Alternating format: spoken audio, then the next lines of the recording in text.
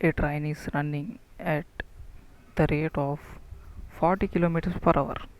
అంటే ఒక train run అయితే ఒక ట్రైన్ అనేది 40 kilometres per hour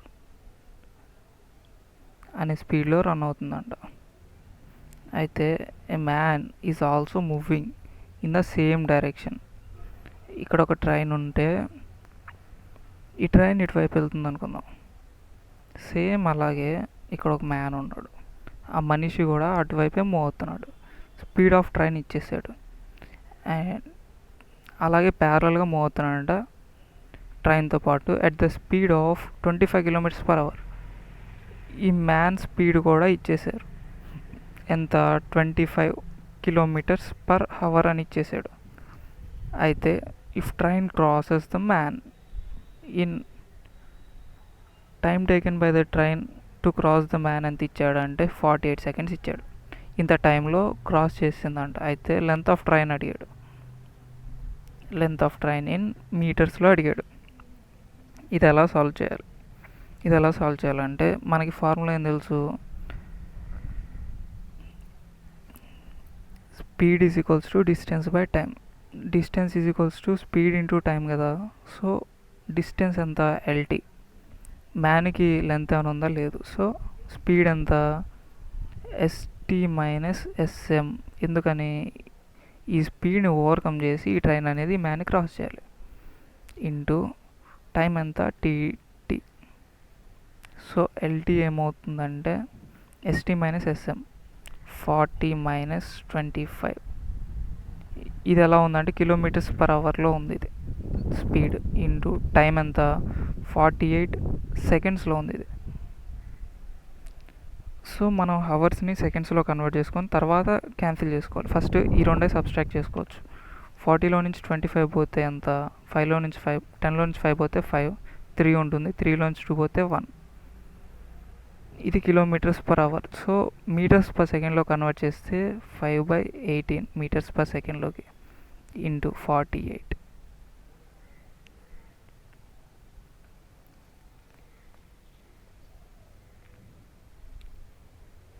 three 6 are 18, 3 1s are 3, 3 6 are 18, 2 3s are 6, 2 8s are 16, 3 1s are 3, 3 5s are 15. So ఇక్కడ నాకు ఎంత వచ్చింది, 5 × 5 × 8 వచ్చింది మీటర్స్లో. ఎందుకంటే నా మీటర్స్ పర్ సెకండ్లో మార్చేసా కదా కిలోమీటర్స్ పర్ అవర్ని. నెక్స్ట్ 5 8s are ఎంత, 40. సో 0 రాసుకుంటున్నా. 4 5s are 20, 45s are 20 metres. So length of train ఎంత అంటే 200 మీటర్స్. ఇలా సాల్వ్ చేయాలి. జస్ట్ విజువలైజేషన్ ఒకటే మనకి ఇక్కడ కావాల్సింది. ఒక ట్రైన్ అనేది ఇంత స్పీడ్ తోటి మూవ్ అవుతుంటే అండ్ ఒక మనిషి కూడా దానికి ప్యారలల్గా ఇంత స్పీడ్ తోటి మూవ్ అవుతున్నాడు. అయితే ఈ టైం పట్టిందంట ఈ ట్రైన్ మనిషిని క్రాస్ చేయడానికి. అయితే ట్రైన్ లెంత్ ఎంత అని అడుగుతున్నారు, మీటర్స్లో అడుగుతున్నారు. So length of train is equals to speed of train minus speed of man. ఎందుకంటే ఈ ట్రైన్ అనేది ఈ మ్యాన్ని ఓవర్కమ్ చేయాలి. Into time TT. ఇది ఫార్ములా మనం వాడుకుంది. ఇలా మనం ఇలాంటి సమ్స్ని ఈజీగా సాల్వ్ చేయొచ్చు. ఇంతకుముందు నేను చెప్పిన ఈ డిఫరెంట్ కేసెస్, ఈ 8 కేసెస్ బేస్ చేసుకొని మనం సాల్వ్ చేసుకోవచ్చు. ఇప్పుడు మనం చూసిన కేసు ఏంటంటే ఈ కేసులోకి వస్తుంది మనం చూసింది 4th కేస్.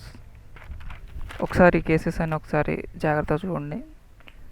అండ్ నెక్స్ట్ దాని తర్వాత ప్రొవైడ్ చేసిన ఈ ప్రాక్టీస్ సమ్స్ కూడా ఒకసారి చూడండి. ఈజీగా మీకు ఇలాంటి సమ్స్ ఏమొచ్చినా చేయగలుగుతారు.